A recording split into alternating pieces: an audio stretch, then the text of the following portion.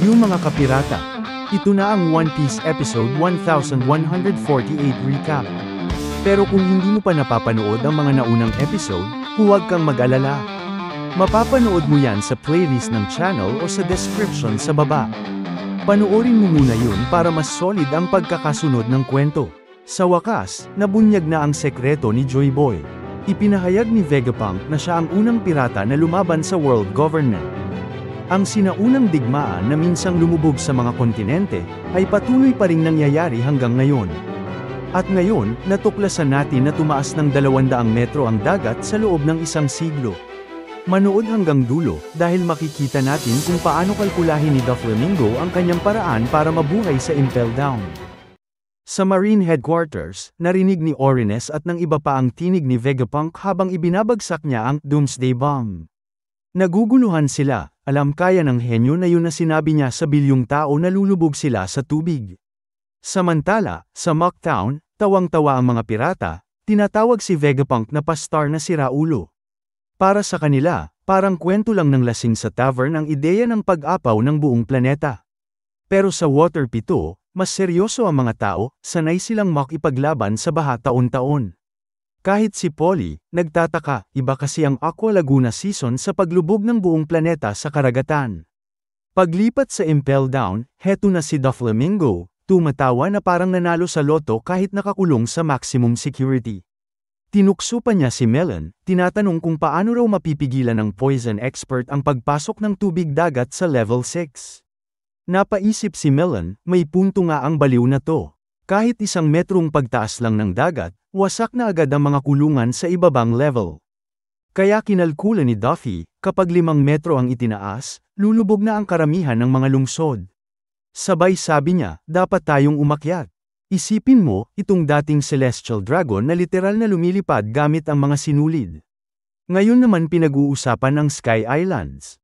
Ibig sabihin ba nito, matagal na niyang pinaplano ang pagtakas niya sa gitna ng apocalypse? Grabe yun, next level schemer talaga si Doflamingo. Sa Fishman Island, tinanong ni Princess Shirahoshi ang kanyang ama kung totoo ba ito. Kahit si King Neptune, na literal na nakatira sa ilalim ng dagat. Hirap paniwalaan ang sinasabi ni Vegapunk. Balik tayo sa Egghead Island, pinalilibutan ng Marines ang isla pero di nila pwedeng baliwalain ang sinabi ni Vegapunk, dahil ito ay galing mismo sa pinakamatalinong tao sa buong mundo.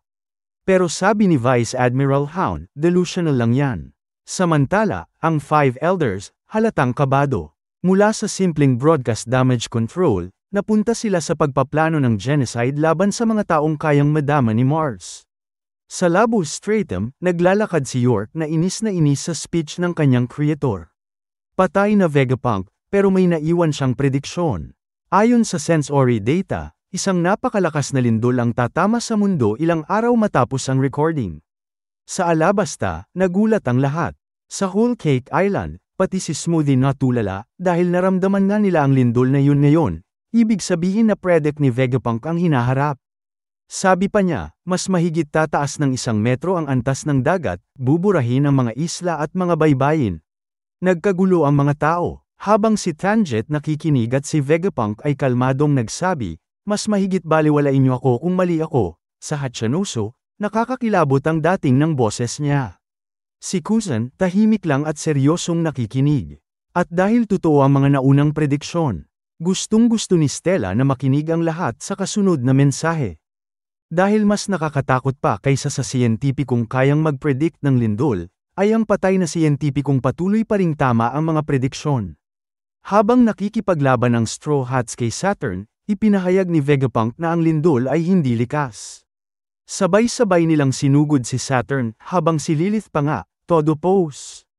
At si Chopper naman, halatang pagod na. Galit si Saturn, pilit pinapatigil ang broadcast. Aminado si Stella, gusto lang daw niya ng kapayapaan sa buong mundo. Nahulog ang ilang miyembro pero sinalo ni Robin gamit ang mga kamay niya. Ginamit ni Saturn si Chopper bilang launchpad habang may hinahabol siya. At doon sinabi ni Vegapunk, ang pagnanasang yun ng kapayapaan ang unang kasalanan niya. Tinanong ni Saturn si Mars tungkol sa power station. Sagot ni Mars, inaasikaso na raw niya habang sinisigurong di masisira ang laman ng silid. Habang binubutas naman ni Saturn ang mga pader parang Kool-Aid mascot na galit. Ang gusto lang ni Stella, unlimited clean energy para sa klima at pagkain ng buong mundo. Pero nang makita ni Saturn ang Mother Flame, nasilaw siya sa kapangyarihan nito. Sabi ni Vegapunk, parang si Icarus ako, lumipad ng masyadong mataas palapit sa araw. Nagbalik sa human form si Saturn at sinira lahat gamit ang tungkod. Nagdesisyon ang mga elder na patayin ang lahat ng buhay sa isla. Habang patuloy pa ring tibok ng tibok ang Mother Flame, hindi pa rin kayang sirain ng mga Marines ang ancient robot na gumagala. Nag-activate si Luffy ng Gear 5th, habang sina Dory at Brogy naiinis sa apoy na kumakalat. Sabi ni Vegapunk, para maintindihan ang hinaharap, kailangang tingnan ang mga nangyari 900 hanggang 800 taon na ang nakalipas. Ang panahong tinatawag na Blank Century. Habang nanunood si Imo, nagwawala ang mga Celestial Dragons sa mga Marines na di mapatigil ang broadcast. Ipinangalan ni Vegapunk ang panahong yun bilang Void Century. Wala mang natirang tala, may isang bagay na susi para mabuksan ang lihim ng nakaraan. Ang mga Poneglyph. Nagpupuyos sa galit ang mga Celestial Dragons, gusto siyang patahimikin. Tinanong ni Street, Shalria, ano raw yung Void Century? Kita mo na kung bakit ang babaw ng mga desisyon nila. Ni hindi nila alam ang kasaysayan ng mundo. Sa isang kagubatan, may higanti na tahimik na nakikinig. Ipinapaliwanag ni Vegapunk na ang mga Poneglyph ay mga sinaunang bato, na may mga inskripsyong naglalaman ng nawawalang kasaysayan ng mundo. Sa Orange Town, tinanong ng isang bata si Boodle kung totoo raw bang 20 hari ang bumuo ng modernong sibilisasyon. Napakamot si Boodle, baka raw mas alam pa ni Chow Chow, ang aso, ang sagot. Ipinaliwanag ni Vegapunk na bawal basahin ang mga Poneglyph ayon sa world government. At yan ang pangalawa niyang kasalanan. Ang pagtatraidor sa autoridad para pag-aralan ang ipinagbabawal na siglo. Minana niya ang mga dokumento ng Ohara nang hindi binabanggit ang pangalan nito.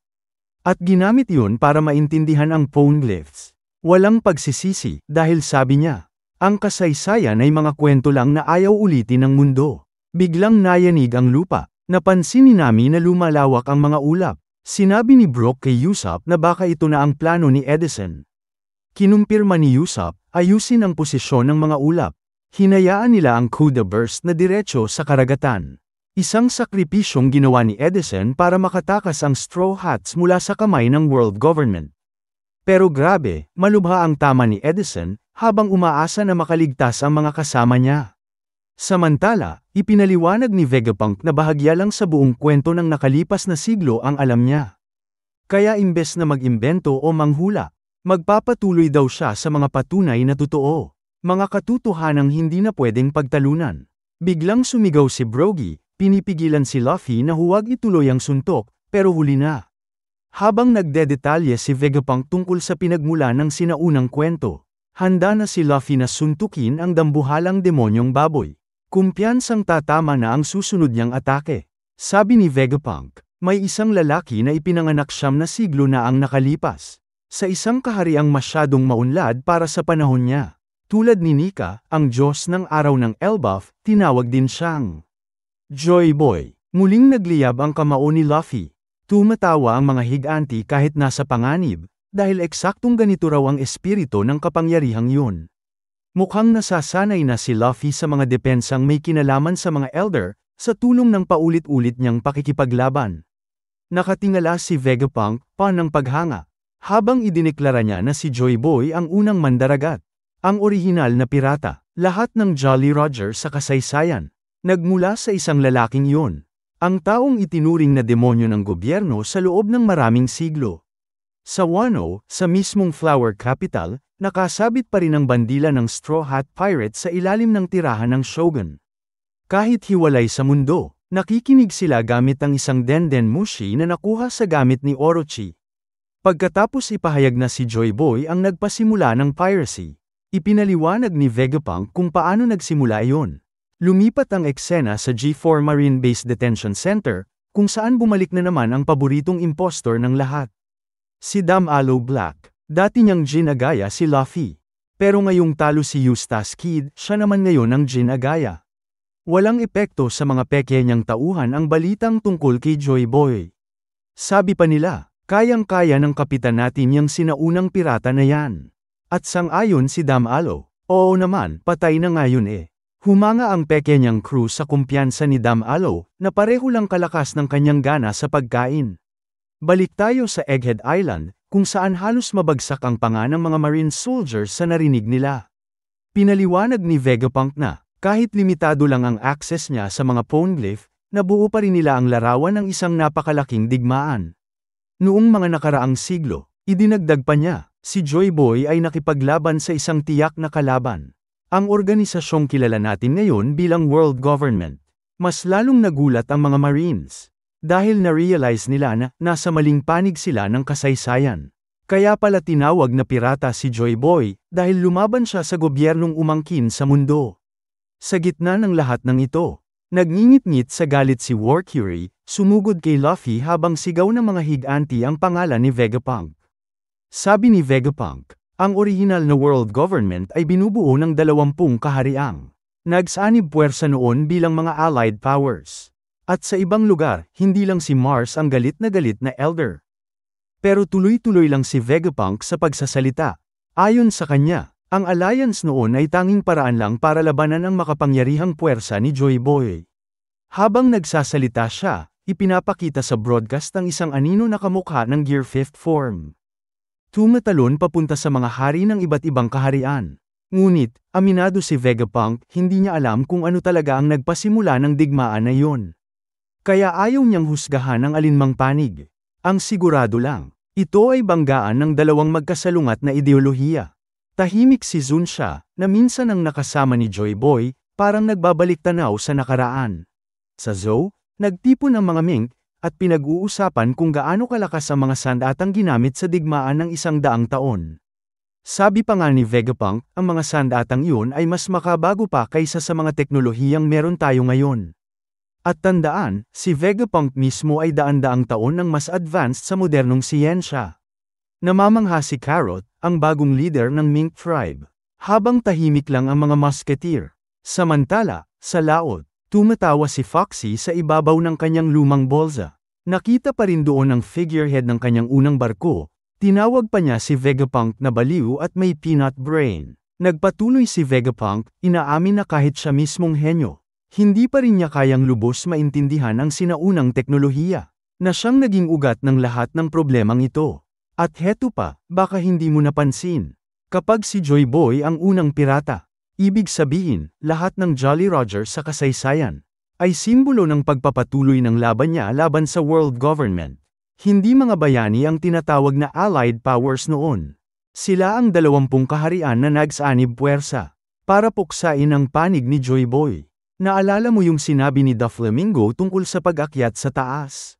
Tingnan mo, hindi normal ang pagtaas ng dagat ng 200 metro sa loob ng 1 siglo. Ibig sabihin, mga sinaunang sandata ang dahilan nito. At mas malala, nandyan pa rin ang mga sandatang yun hanggang ngayon. At ginamit mismo ni Imo sa Lulusia, na nagpapatunay na tama si Vegapunk. Hindi pa natatapos ang digmaan.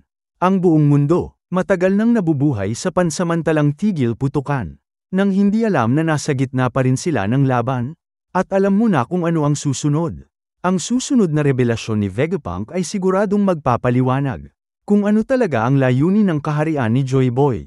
At kung bakit labis na natakot ang 20 kaharian. Hanggang magkaisa sila para sirain ito.